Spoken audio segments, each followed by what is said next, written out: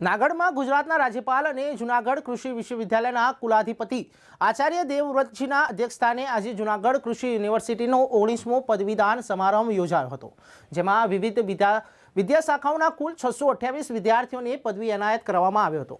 રાજ્યપાલ શ્રીના હસ્તે 64 વિદ્યાર્થીઓને gold medal, gold plated, silver medal અને એક રોકડ પુરસ્કાર એનાયત કરવામાં આવ્યો હતો। ત્યારે ગુજરાતના રાજ્યપાલ જૂનાગઢની મુલાકાતે હતા, ત્યારે કુલ 628 લોકોને પદવીદાન સમારોહમાં હાજરી આપી હતી। 64 વિદ્યાર્થીઓને મેડલ એનાયત કરાયું હતું, ત્યારે એક રોકડ પુરસ્કાર એનાયત કરવામાં આવ્યો હતો।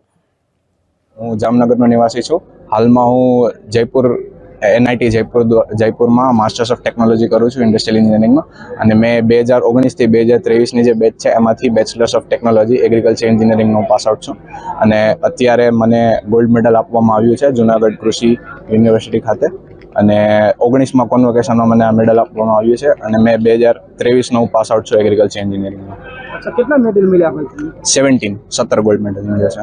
એમની તમે એક કામ કરો તો મને આજે જે 19મો કોન્વોકેશન સેરેમની છે અમારી યુનિવર્સિટીની, તેમાં મને 17 ગોલ્ડ મેડલ મળ્યા છે અલગ અલગ ડિપાર્ટમેન્ટ દ્વારા અને ઓવરઓલ યુનિવર્સિટી તરફથી। અચ્છા, આગળ શું ભાઈ તમારી ઈચ્છા કઈ રીતનું? હું ફિલહાલ તો માસ્ટર્સ M.Tech પરસ્યુ કરું છું NIT જયપુરમાંથી, અને મારું સેકન્ડ સેમેસ્ટર ચાલુ થયું છે આ મંથથી જ, તે હાફ યરમાં એ કમ્પ્લીટ થઈ જશે। શું બનવાની ઈચ્છા છે સર?